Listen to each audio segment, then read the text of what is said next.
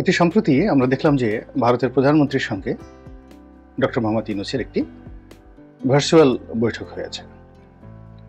কোন একটি আন্তর্জাতিক এবং আঞ্চলিক সংস্থা সেটির ভার্চুয়াল বৈঠক হচ্ছিল এবং সেই বৈঠকে বাংলাদেশের সরকার প্রধান হিসেবে ডক্টর মোহাম্মদ ইউনূস ছিলেন, আর ভারতের সরকার প্রধান হিসেবে নরেন্দ্র মোদী ছিলেন এবং তাদের মধ্যে সেখানে কথাবার্তা হয়েছে। সেই কথায় নরেন্দ্র মোদী সাহেবের যে বডি ল্যাঙ্গুয়েজ, সেই বডি ল্যাঙ্গুয়েজে বিরহ ছিল, ক্রোধ ছিল এবং যাকে বলা হয় ঠিক বিরহ ঠিক নয়, তার সঙ্গে সঙ্গে একটা বিরাগ ছিল। ক্রোধ এবং বিরাগ এই দুটো শব্দ একত্র করলে যা হয়, ওইরকম একটা অপছন্দের দৃষ্টি নিয়ে তিনি বারবার ডক্টর ইউনূসের দিকে তাকাচ্ছিলেন। তার বক্তব্য ছিল যথেষ্ট সংযত। আবার এদিকে ডক্টর মোহাম্মদ ইউনূস যে কথা বলছিলেন, তার কথার মধ্যে ঠিক কূটনীতি কেমন ছিল, আন্তরিকতা কেমন ছিল, আমি নেতিবাচক শব্দ ব্যবহার করব না, তবে এখানে প্রত্যুত পণ্যমতিত্ব এবং ডিপ্লোম্যাসি, এই দুটো জিনিসের অভাব আমি দেখেছি। এটি একটি গতানুগতিক বৈঠক, ফরমাল বৈঠক।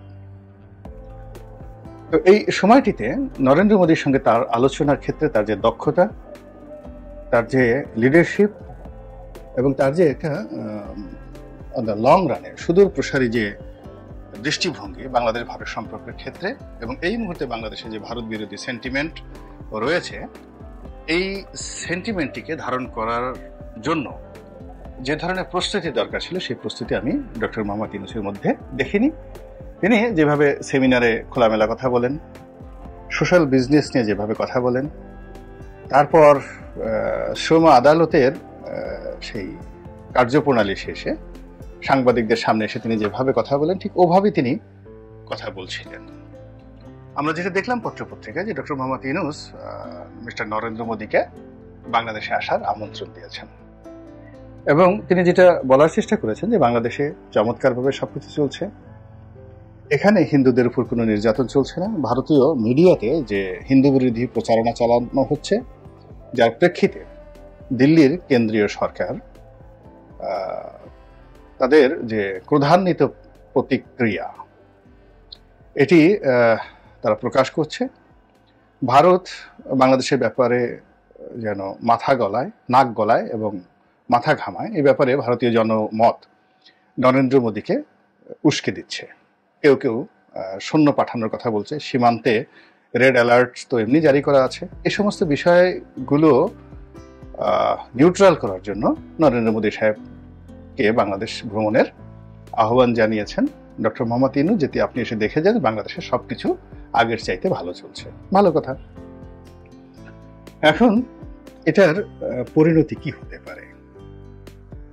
প্রথমে আমরা ধরে নেই যে নরেন্দ্র মোদী বাংলাদেশে এলেন না এবং তার যে অনুরোধ, ডক্টর ইউনূসের যে অনুরোধ, এই অনুরোধের জন্য রাষ্ট্রীয় প্রোটোকল অনুযায়ী তিনি ধন্যবাদ দিলেন না, লিখিতভাবে ধন্যবাদ দিলেন না যে আপনি আমাকে অনুরোধ করেছেন বাংলাদেশ ভ্রমণের জন্য, বিষয়টি আমি সম্মানের সাথে গ্রহণ করলাম এবং খুব দ্রুত আসবো। এটা হলো একটা কূটনৈতিক শিষ্টাচার।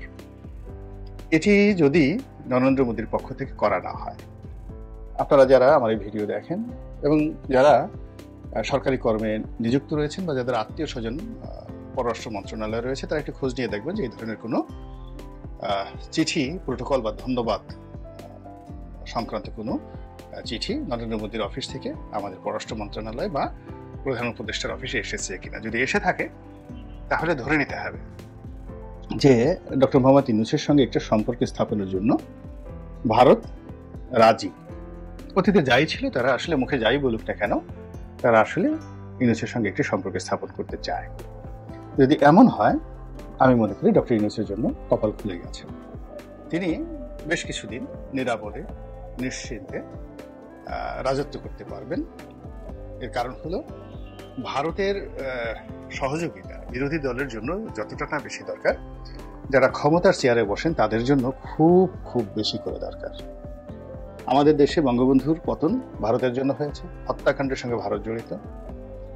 আবার 71-এর মুক্তিযুদ্ধ থেকে শুরু করে আওয়ামী লীগের ক্ষমতায় আরোহণ সবই ভারতের ইচ্ছায় হয়েছে। জিয়াউর রহমানের ক্ষমতা লাভ এবং তার হত্যাকাণ্ড দুটোর সঙ্গেই ভারত জড়িত। এরশাদের ক্ষমতায় আরোহণ এবং ক্ষমতা থেকে চলে যাওয়া দুটোর সঙ্গেই ভারত জড়িত। ১/১১ আসা, চলে যাওয়া, ভারত জড়িত। ৯৬-তে আওয়ামী লীগ আসা, চলে যাওয়া, অর্থাৎ এ যাবৎকালে ভারতের তৎপরতার বাইরে বাংলাদেশে একটা ঘটনা ঘটেনি, অথবা বাংলাদেশে অনেকগুলো ঘটনা ঘটেছে, কিন্তু সেই ঘটনার উপরে ভারত গদি বসিয়ে দিয়েছে। মানে যারা এই ক্ষমতায় বসেছে তাদের প্রথম কাজ হয়েছে ভারতের সঙ্গে একটা নেগোসিয়েশন করা, ব্যবসার জন্য, বাণিজ্যের জন্য, সামরিক দৃষ্টিকোণ থেকে, আঞ্চলিক যে প্রেশার, আরো অনেক কিছু দিল্লি থেকে নিয়ন্ত্রিত হয়। এই বাস্তবতা অস্বীকার করা যাবে না। শুধু লাভ দিলে চলবে না, বা খুব বেশি অহমিকা দেখালে চলবে না। আমাদের এই বাংলায় হাসিনার চাইতে, ডক্টর ইউনূসের চাইতে কোটি কোটি গুণ মেধাবী শাসক ছিলেন, মহান শাসক ছিলেন, এরা বলতে গেলে কার্যত স্বাধীন ছিলেন। যেমন আলাউদ্দিন হুসেন শাহ, গিয়াসউদ্দিন আজম শাহ, ঈশা খাঁ, ঈশা খাঁয়ের ছেলে মুসা খাঁ, তারপর মুঘল সুবেদার হিসেবে মীর জুমলা, মুর্শিদ কুলি খাঁ, তারপর শায়েস্তা খান, এরপর তারও আগে প্রাচীন বাংলায় শশাঙ্ক, মহিপাল, দেবপাল, গোপাল, ধর্মপাল, এরপরে সেন বংশের মধ্যে সেই হেমন্ত সেন, এরপর যাকে বলা হয় লক্ষণ সেন, বল্লান সেন, মানে ওনারা সবাই বিশ্বমানের রাজনীতিবিদ ছিলেন। এই বাংলায় তারা রাজত্ব করেছেন এবং এদের কেউ কেউ দিল্লি পর্যন্ত তাদের কর্তৃত্ব বহাল রেখেছেন। কিন্তু তারা এত কিছুর পরও দিল্লির কর্তৃত্ব অস্বীকার করতে পারেননি এবং দিল্লির কর্তৃত্ব তাদের মানতে হয়েছে। অনেক সুবেদার, এমনকি সম্রাটের সন্তান, দিল্লি থেকে বাংলায় এসে বাংলার প্রেমে পড়ে গেছে, বিদ্রোহ করেছেন। যেমন Sultan Ghiyasuddin Balban, one of the mightiest emperor in the world, যার মতো এত ক্ষমতাধর কঠোর শাসক ছিলেন না। তার ছেলে, বড় ছেলে বোখরা খান, নাসিরউদ্দিন বোখরা খান, তিনি বাংলায় এলেন শাসক হয়ে এবং তিনি বললেন যে আমার দিল্লির সিংহাসন দরকার নেই, আমি বাংলা নিয়ে থাকবো। কিন্তু এটা হলো না। পরবর্তীতে যখন গিয়াসউদ্দিন বলবন মারা গেলেন, তখন উত্তরাধিকারী হিসেবে যখন বোখরা খান বাংলায় রয়ে গেলেন এবং তার ছেলে, অর্থাৎ গিয়াসউদ্দিন বলবনের নাতি এবং বোখরা খানের ছেলে কায়কোবাদ ক্ষমতায় বসলেন, তখন এই বাংলার সঙ্গে দিল্লির যুদ্ধ হয়ে গেল, পিতা পুত্রের যুদ্ধ। এই রাজনৈতিক যে বিষয়গুলো যদি আপনি চিন্তা করেন, বাস্তবতা বিশ্লেষণ করেন, তখন বুঝবেন যে দিল্লির যে গুরুত্ব, সেই গুরুত্ব মাথায় রেখে এই বাংলায় যারা রাজনীতি করেছেন তারা চমৎকার একটি শাসন ব্যবস্থা গড়ে তুলেছেন। আপনি অবাক হয়ে যাবেন, বিহারের শাসনকর্তা ছিলেন শের শাহ এবং সেই বিহার, বাংলা বিহার, এরপর তিনি এই বাংলা দখল করলেন। তাহলে বাংলা এবং বিহার, পরবর্তীতে উড়িষ্যা, এখান থেকে কিন্তু শের শাহের রাজনীতি শুরু হলো এবং এখান থেকে তিনি দিল্লির বাসা হয়েছিলেন। কিন্তু দিল্লির বাসা হওয়ার পরেও তিনি এই বাংলাকে আলাদা সুযোগ দিতে পারেননি। দিল্লির পলিটিক্সটা এমন ছিল, এই বাংলা থেকে তাকে অন্য দিল্লিতে নিয়ে গেছে। তিনি ইচ্ছা করলে সোনারগাঁয়ে কিন্তু রাজধানী স্থাপন করতে পারতেন, কিন্তু তাকে করতে দেওয়া হয় না। তিনি দিল্লিতে বসেই চালিয়েছেন এবং দিল্লিতে চালানোর কারণে তাকে খুব অল্প বয়সে কিন্তু মরতে হয়েছিল। এই হলো বাংলার ইতিহাস। তো সেক্ষেত্রে ডক্টর মোহাম্মদ ইউনূস এই যে ঐতিহাসিক যে প্রেক্ষাপট, এই প্রেক্ষাপট বিবেচনা করে দিল্লির সঙ্গে সতর্কভাবে তাকে রাজনীতি বুঝে, কূটনীতি বুঝে তারপর এগুতে হবে। তো যাই হোক, যেটা বলছিলাম, যদি এরকম পজিটিভ হয়ে থাকে তাহলে তার জন্য ভালো, আর যদি নেতিবাচক হয় তাহলে তাকে সবসময় একটা টেনশনে থাকতে হবে। আর যদি নরেন্দ্র মোদী অ্যাগ্রেসিভ হন, মানে শেষের বার কিন্তু যখন তারা সিদ্ধান্ত নিল বঙ্গবন্ধুর যে জন্মশতবার্ষিকীর যে অনুষ্ঠানটিতে জোর করে নরেন্দ্র মোদী বাংলাদেশে এলেন, ওই সময়টাতে ইসলামপন্থীরা খুব ক্ষেপে গেল এবং 11-12 জন মানুষ রাজপথে কিন্তু নিহত হয়েছিল এই নরেন্দ্র মোদীর আগমন উপলক্ষ করে, এবং ওই ঘটনায় এই মামুনুল হক সাহেবরা সদল বলে গ্রেপ্তার হয়েছিলেন। ওই সময় নরেন্দ্র মোদী যে বাংলাদেশে এসেছিলেন মূলত আওয়ামী লীগের পতনের জন্য, শেখ হাসিনার পতনের জন্য, এবং নরেন্দ্র মোদী জানতেন যে এরকম ঘটনা ঘটবে, এই জন্য তিনি এসেছিলেন। আর শেখ হাসিনা জানতেন যে নরেন্দ্র মোদী আসলে তার পতন হবে, এই জন্য যেন না আসে, এই জন্য রাজপথকে তিনি উত্তপ্ত করে দিয়েছিলেন। এবং সরকারের বিভিন্ন গোয়েন্দা সংস্থা যেন এই রাজপথ উত্তপ্ত থাকে, নরেন্দ্র মোদী বিরোধী স্লোগানে উন্নত থাকে, যেন নরেন্দ্র মোদী না আসে। কিন্তু নরেন্দ্র মোদী আসছে, এবং আসার পর যে ক্যাজুয়ালিটি হয়েছে এটি সরকারের নিয়ন্ত্রণে ছিল না। সরি, তো এটি সরকারের নিয়ন্ত্রণে ছিল না।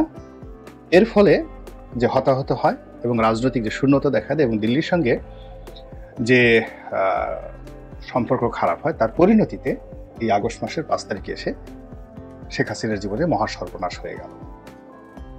তো কাজেই অন গুড ফেইথে, অন গুড ট্রাস্টে এই সকল ইতিহাস বিশ্লেষণ না করে ডক্টর ইউনূস যে আহ্বান দিয়ে জানিয়েছেন নরেন্দ্র মোদীকে, এবং তিনি যদি দাদা দাদা বলে হাসতে হাসতে এই মুহূর্তে এয়ারপোর্টে আসেন, পুরো পরিস্থিতি ডক্টর মোহাম্মদ ইউনূসের জন্য নিয়ন্ত্রণের বাইরে চলে যাবে। তিনি নায়ক থেকে ভিলেনে রূপান্তরিত হয়ে যাবেন, এবং জামাত থেকে শুরু করে সমস্ত ইসলামপন্থী, এমনকি বিএনপির লোক, জামাতের লোক, আওয়ামী লীগের লোক পর্যন্ত এই নরেন্দ্র মোদী বিরোধে স্লোগানে রাস্তায় নেমে আসবে। লক্ষ লক্ষ লোক, আর একটা গণ অভ্যুত্থানের মতো পরিবেশ পরিস্থিতি তৈরি হয়ে যাবে। তো এই জিনিসটি ডক্টর মোহাম্মদ ইউনূস না বুঝে, না বিশ্লেষণ করে, না বিবেচনা করে তিনি বলেছেন, এটা আমার কাছে বিশ্বাস হয় না। কিন্তু যদি নরেন্দ্র মোদী এই সুযোগটা নিয়ে নেয় এবং সে যদি বাংলাদেশে এই মুহূর্তে আসে, এর কারণ হলো যে প্রবল ভারত বিরোধিতা চলছে, এবং তিনি যদি এসে হিন্দুদের সঙ্গে বৈঠক করেন, ঢাকেশ্বরী মন্দিরে যান, তারপরে তিনি যদি চট্টগ্রামে যান, এবং তার প্রোটেকশনের জন্য তিনি যদি মনে করেন যে আমার প্রোটেকশনের জন্য আলাদা তাদের যে ব্ল্যাক ক্যাট রয়েছে সেই বাহিনী বাংলাদেশে আসে, কল্পনা করতে পারেন কি ধরনের একটা পরিস্থিতি তৈরি হয়ে যাবে। তো কাজেই এই বিষয়গুলো বলা মূলত ডক্টর মোহাম্মদ ইউনূসকে সচেতন করা। আল্লাহ আমাদের সবাইকে হেদায়েত দান করুন এবং হেফাজত করুন। আসসালামু আলাইকুম ওয়া রাহমাতুল্লাহি ওয়া বারাকাতুহু।